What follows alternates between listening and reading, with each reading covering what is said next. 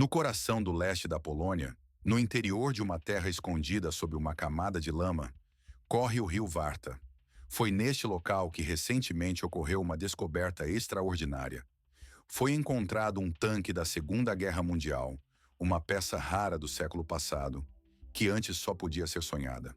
Este blindado é um Valentine britânico, que permaneceu submerso por décadas, guardando silêncio e segredo. Mas a verdadeira surpresa começou ainda mais fundo, sob a camada de gelo do Mar de Barents, onde reina a escuridão e o frio eternos. Lá, mergulhadores russos fizeram uma descoberta que abalou toda a equipe de resgate até a alma. O que começou como uma operação naval comum, de repente se transformou em um enredo de mistérios e ambiguidades difíceis de desvendar. Quando o hidrofone detectou formas estranhas no fundo do mar, todos os participantes da expedição sentiram que estavam diante de algo incomum. Antes de continuar a narrativa, é importante mencionar que agradecemos a todos que apoiam esta pesquisa, pois tais descobertas exigem esforço e recursos. Os mergulhadores desceram ao abismo gelado, e o que viram os deixou paralisados de espanto. No fundo do oceano, coberto por uma camada de lama e gelo, eles encontraram silhuetas, enferrujadas mas reconhecíveis, de tanques americanos Sherman, dispostos como se estivessem congelados em posição de combate, como se tivessem sido parados durante uma missão fracassada. Esses tanques estavam perfeitamente posicionados, como se tivessem sido congelados no momento, e sua presença no fundo do oceano não deixou ninguém indiferente. Quando os militares encontraram esses destroços pela primeira vez, ninguém poderia imaginar que diante deles estavam não apenas restos, mas uma parte de um carregamento militar secreto. Essa carga foi perdida há mais de 70 anos. E agora, após tanto tempo, os mergulhadores conseguiram levantar o primeiro dos blindados. A corrosão e a ferrugem, impressionantes em sua força, pareciam revelar segredos esquecidos do passado. Na superfície, os sinais de identificação desbotados começavam a aparecer. Símbolos que antes serviam para a identificação, que gradualmente se esvaneciam, desaparecendo sob a camada do tempo e do sal do mar. Assim, ao levantar um por um, os pesquisadores entenderam que sob a água escondia-se algo maior do que um simples naufrágio. Não foi apenas um afundamento casual, mas toda uma história. Uma história ligada à Guerra Fria, que por séculos guardou seus segredos. Mais profundo do que qualquer um poderia imaginar, escondia-se um segredo aprisionado sob a espessa camada de água, sal e tempo. O que exatamente eles encontraram? Por que exatamente neste momento? Todas as respostas estavam muito mais profundas do que parecem à primeira vista. O Mar de Barents é uma cripta sombria e misteriosa de naufrágios e segredos da Guerra Fria. Ele não gosta de revelar seus segredos facilmente, e por muito tempo permaneceu em silêncio. Mas em agosto de 2021, tudo mudou. Então, o hidrofone detectou um sinal que quebrou décadas de silêncio e trouxe à tona páginas há muito esquecidas da história.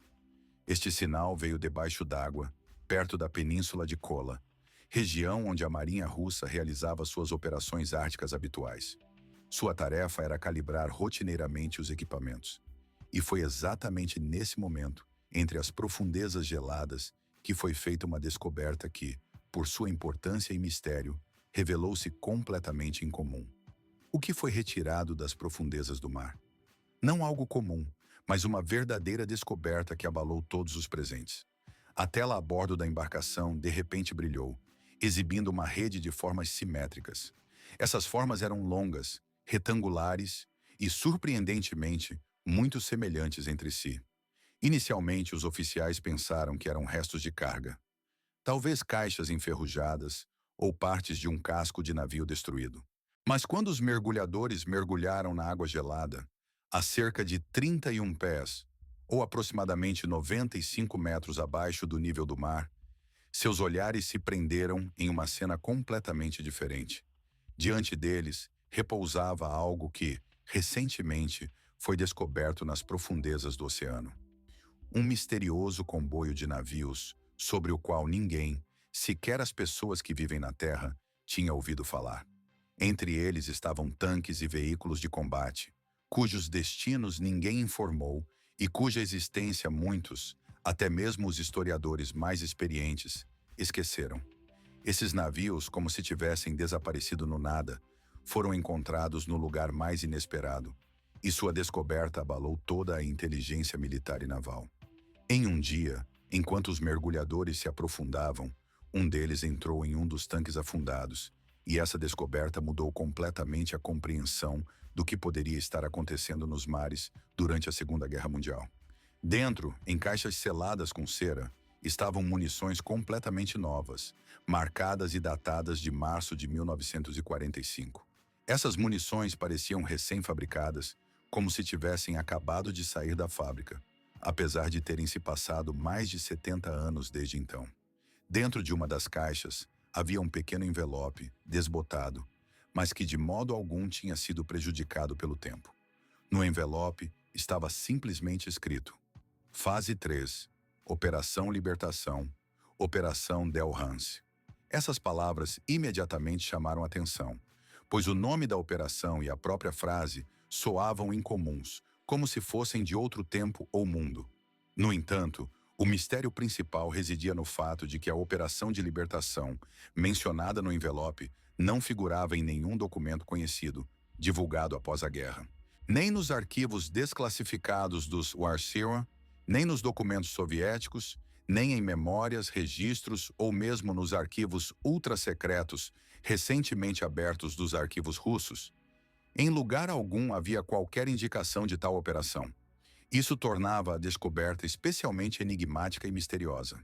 O mergulhador russo que emergiu à superfície não escondia sua surpresa e até ficou pálido ao ver o conteúdo da caixa.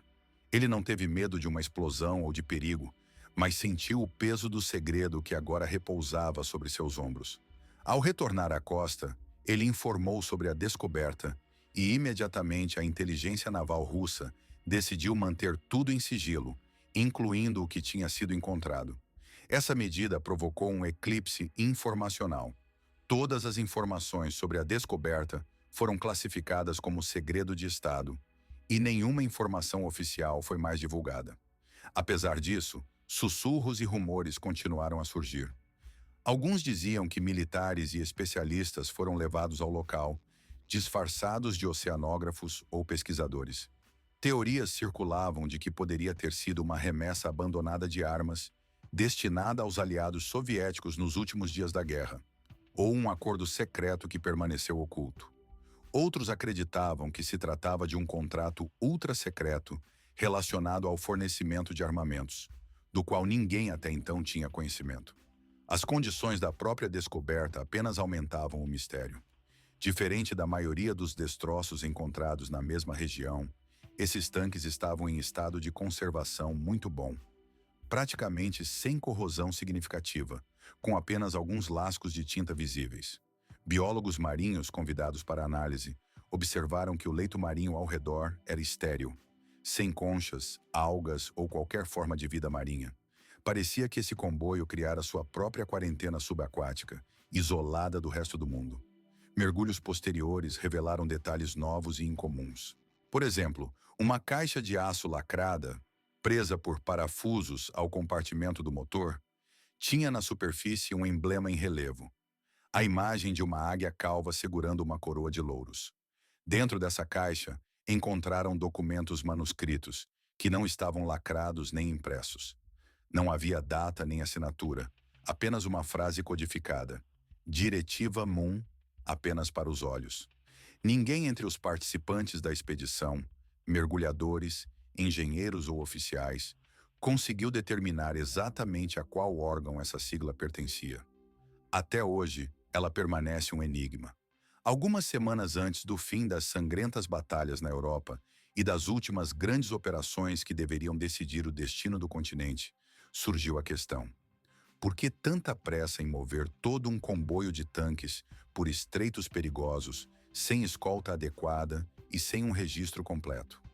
A resposta para essa decisão misteriosa poderia estar não apenas no que foi encontrado e registrado, mas também naquilo que por muito tempo não pôde ser documentado ou capturado. O elemento-chave desse segredo foi uma ordem de comando retirada de um armário à prova d'água, localizado perto do posto de comando. Na capa havia apenas uma palavra: retenção. Essa palavra curta, mas ao mesmo tempo muito enigmática, tornou-se a última ordem, que parecia conter algo mais do que uma simples diretiva. Ela era pronunciada em voz baixa, mas em suas palavras havia algo sinistro, como uma mensagem do passado, que permaneceu na memória como um chamado frio, que causa calafrios. Quando o comboio, como um espectro, começou lentamente a emergir de sua sepultura, das profundezas de espaços marítimos esquecidos, surgiram também perguntas. Por que exatamente naquele momento? Por que exatamente assim? Novamente apareciam trilhos enferrujados, cobertos por uma camada de sedimentos, um após o outro, como mortos-vivos que ganhavam vida. A técnica era retirada da água, e cada casco submerso parecia fazer parte de eventos há muito esquecidos. Quando o segundo mergulho terminou, e mais uma fileira de cascos grudados, cobertos de ferrugem e corrosão, foi trazida à superfície, uma atmosfera de agitação e ansiedade dominava a base naval de Severomorsk. Aqui, entre comandantes e especialistas, trabalhava-se incansavelmente. Os arquivos eram editados mais rápido do que podiam ser lidos, e os nomes de código circulavam pelos departamentos como faíscas dispersas pelo vento. Rapidamente, de forma caótica, mas com muita precisão. No ar pairava uma mesma ideia vaga, mas muito importante. O que exatamente era uma operação libertação? Este termo, ouvido pela primeira vez nos círculos militares russos, não fazia parte de seu léxico anterior. Era estranho, estrangeiro, pois não vinha de fontes russas. A compreensão do significado dessa palavra foi auxiliada por documentos encontrados e enrolados ao redor de caixas de carga. Essas etiquetas, impressas 2 vezes e fixadas às embalagens internas, escondiam informações importantes. Nelas constava que a operação Libertação era autorizada dentro do Acordo dos Aliados, o que imediatamente causou perplexidade, pois nos registros da Segunda Guerra Mundial, tais acordos não existiam. Este termo implicava pelo menos 2 etapas adicionais, não mencionadas nos documentos oficiais. E então surgiu a questão: não estariam surgindo novos atores na cena? Não seriam historiadores e oceanógrafos americanos envolvidos em pesquisas polares conjuntas, pois eles começaram a aparecer nesse contexto? Mas esses não eram cientistas comuns. Vestiam trajes de proteção limpos, como se preparassem para trabalhar em condições perigosas, e não tinham qualquer contato com a imprensa. Apenas um deles, que já havia se manifestado perante a imprensa russa, após uma breve conversa, saiu rapidamente da sala. Suas palavras, proferidas na ocasião, fizeram com que os oficiais presentes ficassem visivelmente pálidos. Quando perguntaram sobre a marcação dos tanques, o tradutor confirmou posteriormente a frase, que fez com que o rosto de um dos funcionários ficasse ainda mais pálido. Esses tanques eram destinados a alcançar as tropas soviéticas. Alguns dos caixas retirados continham documentos incomuns. Neles havia registros em inglês e russo, assim como mensagens completamente cifradas, escritas em criptografia estenográfica. Uma delas tinha até gravado "para os olhos de Wallace". Embora o nome Wallace não causasse alarme imediato, dentro de memorandos americanos desclassificados do ano de 44, realmente mencionava-se o oficial de logística Maxwell Ullis. De acordo com rumores, ele estava envolvido na organização de não se sabe exatamente o quê. Os destroços levantados do fundo do oceano eram uma estrutura impressionante e enigmática, na qual não havia sinais de mecânica interna ou componentes típicos de sistemas de propulsão modernos. Seu motor foi completamente substituído. No lugar dele havia um núcleo metálico selado, cercado por uma camada de blindagem magnética, tornando sua análise praticamente impossível sem instrumentos especializados. Na superfície dessa estranha construção, não foram encontrados vestígios de armamento ou sistemas de armas, o que a tornava ainda mais misteriosa. O único elemento visível era um corpo sinistro, repleto de sulcos, com um cilindro metálico no centro, envolto em materiais isolantes e fita preta, como se fosse para escondê-lo de olhares indiscretos ou protegê-lo de influências externas. No cilindro, podia-se ver uma inscrição desbotada e apagada: Amostra extraterrestre Manusear com cuidado.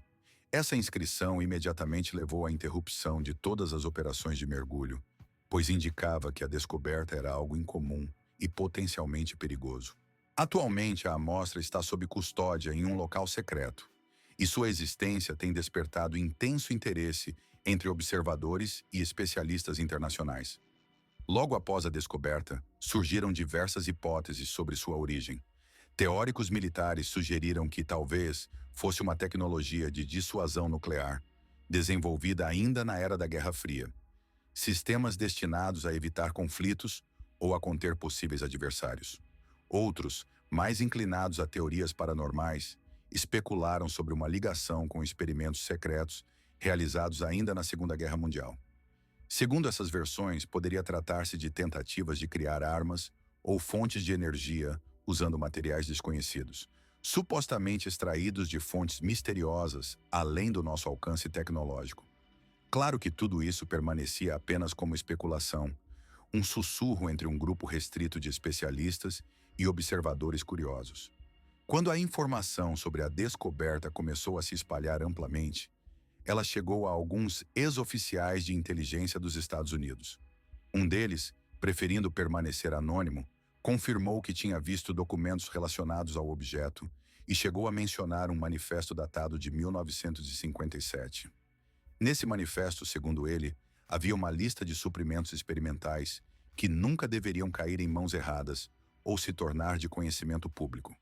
Ele destacou que não se tratava apenas de tecnologia militar, como tanques, mas de instalações móveis de testes destinadas a conduzir pesquisas secretas.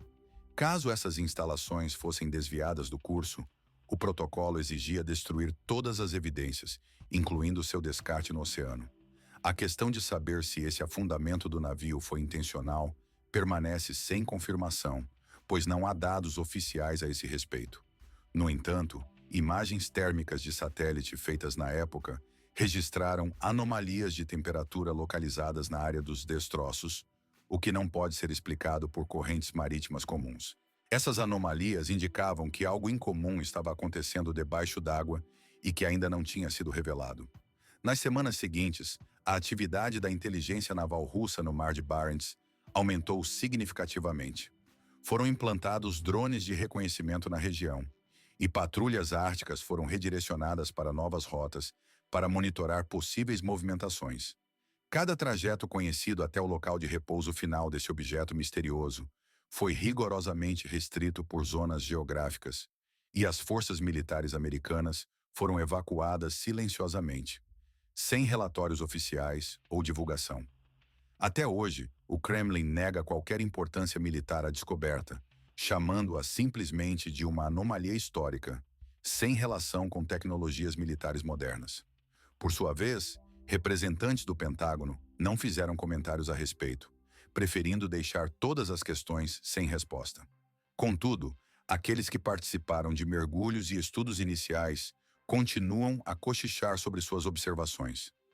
Um dos oficiais, que pediu para não ter seu nome divulgado, relatou em conversas informais que, dentro daquele lugar misterioso, permaneceu uma camada espessa de sedimentos, muito bem visível, que cobria praticamente toda a superfície, criando a impressão de que toda a parte interna do compartimento foi congelada no tempo instantaneamente. Essa camada era tão densa e íntegra que dava a sensação de que tudo ao redor estava eternamente congelado, como se tivesse parado num instante. Quando a tripulação conseguiu obter uma compreensão mais clara do que estava acontecendo, seu espanto e reverência aumentaram. O que viram superou todas as expectativas e hipóteses. Em primeiro lugar, eles notaram as armas.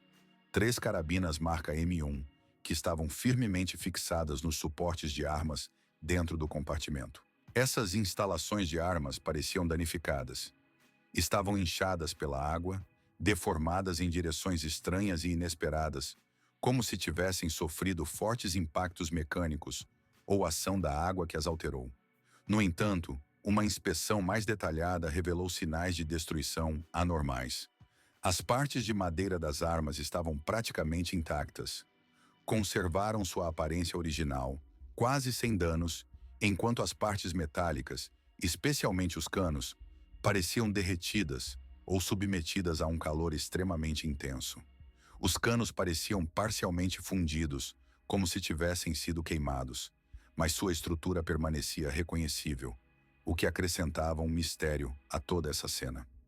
Além disso, a tripulação descobriu um compartimento lacrado, localizado próximo à cabine do comandante. Dentro desta seção, havia 6 cartas, cada uma cuidadosamente envolta em um material plástico transparente e à prova d'água. A maioria dessas cartas estava desbotada, como se tivessem sido expostas ao sol por muito tempo, ou ao efeito do tempo, mas suas inscrições permaneciam legíveis. As cartas indicavam movimentos de tropas na região báltica, o que era bastante esperado para veículos de transporte da época da Segunda Guerra Mundial, pois rotas assim eram amplamente utilizadas naqueles anos. Mas uma das cartas se destacava das demais. Ela não continha nenhuma característica topográfica, apenas coordenadas escritas com tinta vermelha. Essas coordenadas formavam a figura de um triângulo que se estendia muito além das áreas operacionais conhecidas do conflito militar de 1945. O que tornava essas coordenadas especialmente inquietantes era o fato de que nenhum desses pontos coincidiam com deslocamentos militares conhecidos ou rotas daquela época. Seu significado era claramente misterioso. Ainda mais preocupante era o fato de que um dos vértices desse triângulo coincidisse exatamente com o local de um naufrágio, enquanto o outro apontava para uma área de mar não marcada, ao norte da Groenlândia, um lugar onde oficialmente nenhuma operação militar era realizada. O terceiro vértice, no entanto, permanecia completamente desconhecido e ausente do mapa. Era um enigma sem explicação. O item mais impressionante e enigmático foi o terceiro objeto encontrado sob o assento do observador, uma caixa de metal lacrada, do tamanho de uma pasta. A inscrição nela, escrita em russo, dizia Registro de controle do objeto 317. Dentro dessa caixa, havia um único caderno manuscrito, sem assinatura, sem marcas ou qualquer outro sinal de propriedade. Seu conteúdo tornou-se um verdadeiro quebra-cabeça. No caderno, aparentemente, havia um diário de registro de várias missões de levantamento de tanques. Essas anotações datavam de anos anteriores ao momento em que aquele tanque, um Sherman, poderia ter sido oficialmente considerado perdido. E o que era especialmente estranho, todas as entradas terminavam com as mesmas palavras: inoperante.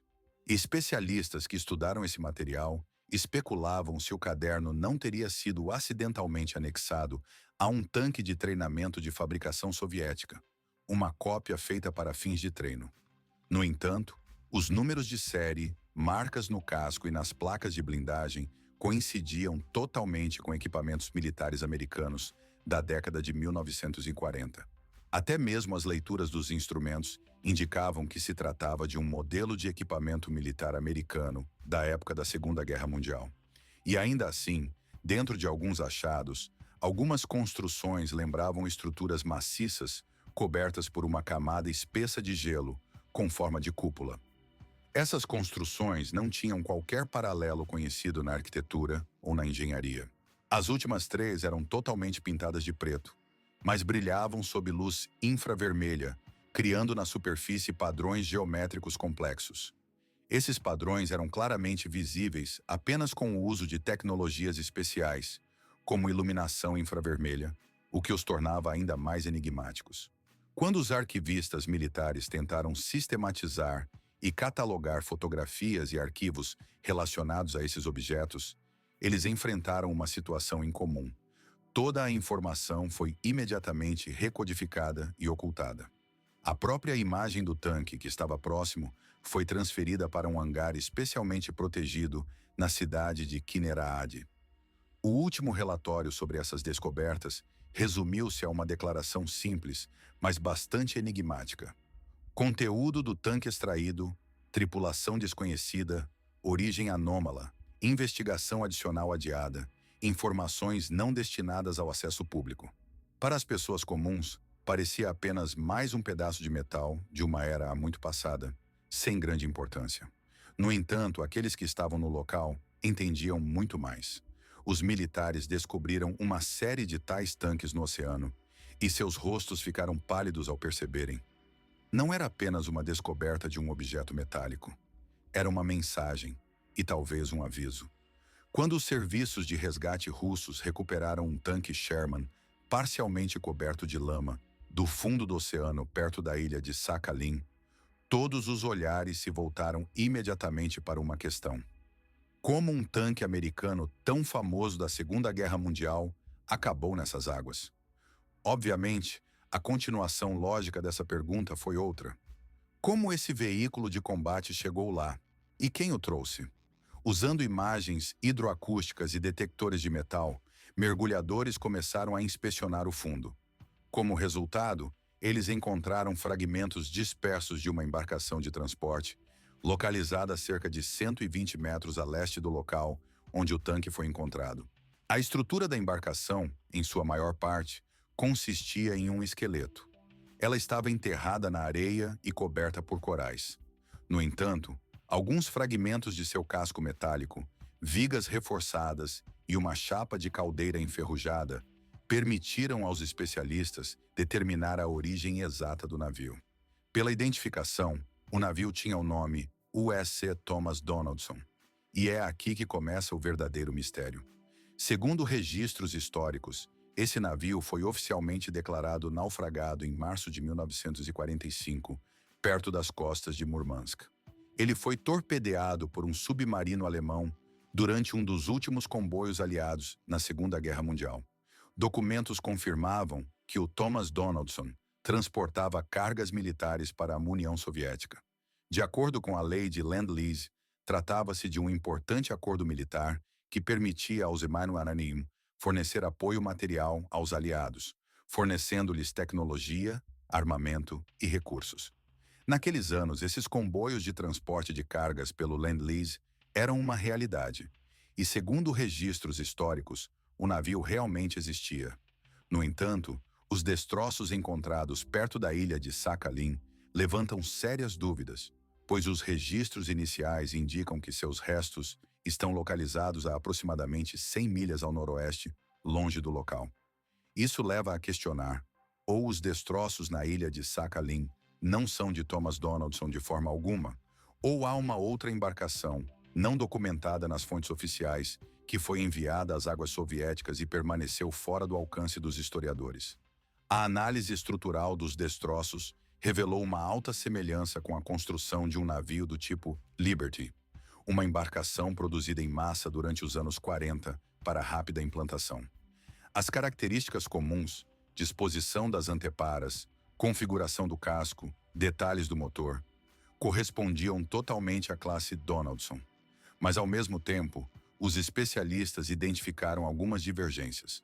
Sob a superfície do mar, na parte dianteira do navio, havia um compartimento estanque especial, cuidadosamente selado e firmemente fixado. Esse compartimento continha documentos certificados pela Marinha, que detalhavam um lote de diversos equipamentos agrícolas e automotivos. No entanto, sob esses registros oficiais, escritos com tinta desbotada pelo tempo sobre uma marca vermelha, escondiam-se referências mais enigmáticas e misteriosas. Entre elas, uma menção a cargas sob o número 17, com entrega limitada a Vladivostok. Também foi registrada uma segunda anotação que levantava ainda mais perguntas. Tratava-se de um transporte de tanques Sherman com a designação de código PRFX-URN-12. A tradução desse nome indicava que a embarcação transportava tanques Sherman modificados, que aparentemente haviam sido preparados especialmente para operações em condições árticas ou de contaminação química. Esses tanques eram exemplares únicos, não encontrados em desenhos militares padrão, o que os tornava ainda mais enigmáticos. Os registros soviéticos desclassificados permitiram pelo menos lançar alguma luz sobre seu propósito, embora não tenham revelado todos os segredos. Em 1945, um relatório confidencial indicou que os americanos transferiam armas mecanizadas pesadas por rotas alternativas, passando por portos orientais. Entre essas rotas estavam Vladivostok e Kamchatka, ambos acessíveis a partir da ilha de Sakhalin. Por que exatamente esses caminhos eram utilizados, permanece desconhecido, e não foram realizadas investigações adicionais a respeito. Essa circunstância nos leva de volta à discussão sobre o próprio tanque. Suas modificações não eram padrão. As esteiras desse monstro blindado foram reforçadas para aumentar a resistência, e o sistema de escapamento foi especialmente reformulado para resistir a altas concentrações de sal e corrosão. O aço de que foi feito demonstrava sinais de proteção térmica, o que sugere possíveis modificações destinadas à sobrevivência em ambientes quimicamente ou radioativamente contaminados. Entretanto, várias teorias começaram a circular ao redor da embarcação. Uma delas afirmava que se tratava de um navio fantasma, um duplo militar criado para testes ou para transportar equipamentos experimentais.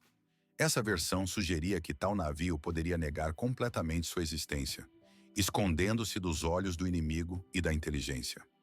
Outros acreditavam que ele fazia parte de uma operação ultra-secreta, realizada às pressas, redirecionada de Murmansk para o Pacífico, possivelmente devido a vazamentos de informações ou ameaças ativas de submarinos. A hipótese mais assustadora e ao mesmo tempo mais fascinante dizia o seguinte: esse navio e sua carga nunca deveriam ter retornado. Ele poderia estar transportando não apenas metal e mecanismos, mas também segredos ocultos que enferrujariam e desapareceriam junto com o navio, até que alguém viesse buscá-los. Há quem diga que esse navio não é apenas um artefato militar perdido no caos da guerra, mas foi destruído ou camuflado especialmente para desaparecer completamente da memória e dos mapas. Seja qual for a verdade, atualmente ele repousa tranquilamente no fundo do oceano, sua identidade congelada na eternidade entre a história e o mistério. Nesse oceano, há muito escondido, e é ele quem guarda tudo aquilo que ainda não estava pronto para se tornar conhecimento aberto. Após meses de silêncio controlado e relatórios impecáveis, a missão de resgate militar terminou de repente em outubro de 2017. As águas ao redor da ilha de Sakhalin pareciam ter entregado seu enigmático espectro. Destroços dispersos, fragmentos de metal e artefatos, todos cuidadosamente marcados e removidos. Todas as operações ocorreram sob condições de sigilo absoluto, para que nada disso se tornasse público. No entanto, mesmo após tudo isso, algo não deixava os mergulhadores, os analistas ou mesmo o capitão do navio, que foi o primeiro a detectar os destroços com o auxílio do sonar, dormir em paz. Por trás de portas fechadas, continuava um silêncio silencioso. O que se escondia por trás das paredes enferrujadas e dos mapas desbotados pelo sal era completamente invisível aos olhos comuns e não entrava nos registros públicos. Dentro, atrás de uma couraça enferrujada e de documentos desgastados pelo tempo e pelo sal, havia um compartimento especial selado por dentro. Acesso a ele através do casco principal era impossível. Ele estava oculto e inacessível a inspeções normais. Esse compartimento secreto foi descoberto apenas graças a uma anomalia incomum que apareceu no sonar durante a fase final da operação de extração. Foi nesse momento que foi detectada a presença de uma câmara escondida sob a sala de máquinas do navio. Essa câmara era invisível para os instrumentos comuns e para os olhos, a menos que se soubesse exatamente onde olhar para penetrar por dentro. Para alcançá-la, foram necessárias horas de trabalho meticuloso, desmontando cuidadosamente a estrutura, passo a passo. Tudo isso para abrir e entender o que estava escondido lá dentro. O local descoberto no interior causou uma forte impressão em quem testemunhou. Lá no chão, havia uma cadeira fixada com parafusos ao revestimento de aço do piso, com cintos de segurança ainda presos. Parecia que ela havia sido usada recentemente, e era claro que alguém a tinha ocupado anteriormente. Próximo dali, jazia uma placa enferrujada com diversos interruptores. Alguns estavam soldados, outros claramente modificados por mãos humanas. Seus mostradores exibiam leituras que não correspondiam às tecnologias existentes na década de 1940. Esses instrumentos não conseguiam fornecer dados lógicos ou compreensíveis, pois seus indicadores estavam totalmente em desacordo com os padrões conhecidos daquela época. No chão, havia uma pequena cápsula de vidro, rachada e danificada, mas ainda suficientemente intacta para revelar algo muito estranho por dentro. Dentro dela estavam símbolos manuscritos gravados na sua lateral. Não eram alfabetos ingleses, russos ou quaisquer outros conhecidos que pudessem confirmar a origem humana. Especialistas que estudaram esses símbolos não conseguiram determinar sua origem exata. Além disso, entre os objetos encontrados, não foram encontrados restos humanos. Não havia ossos nem qualquer outra evidência de presença de seres vivos. A única prova de presença humana foi uma impressão de pele na superfície interna da cápsula e um medalhão sem nome. Dentro do medalhão não havia distintivos, apenas um padrão estranho, uma espiral profundamente gravada no metal. Esse padrão não correspondia a nenhum símbolo ou marca conhecida registrada nos registros da época ou de qualquer país. Era único, misterioso. Metalurgistas e especialistas em metais não conseguiram determinar sua origem, idade ou material de que era feito. Todo esse conjunto de achados causou grande impacto entre os envolvidos na operação.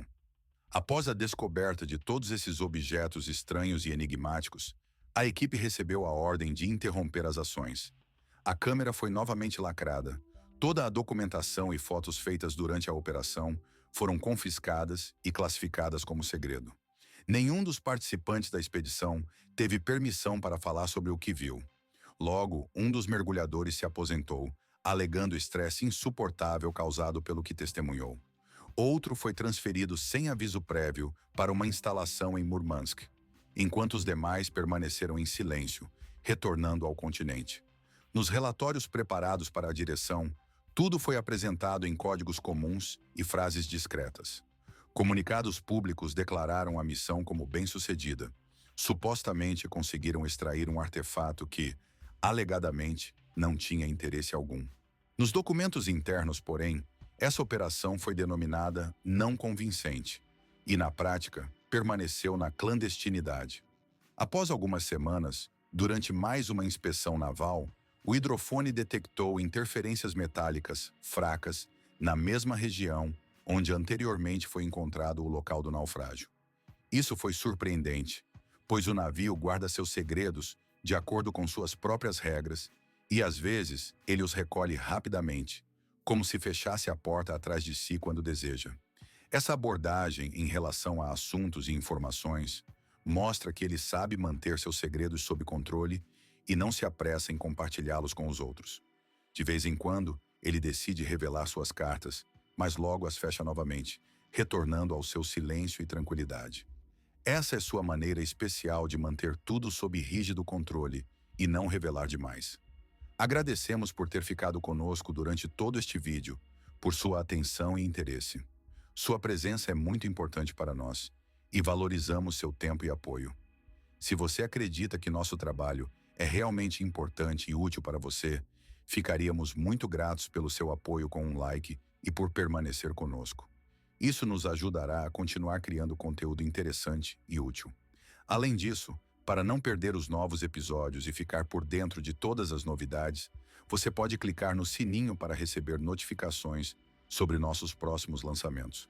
Assim, você estará sempre no centro dos acontecimentos e não perderá nada.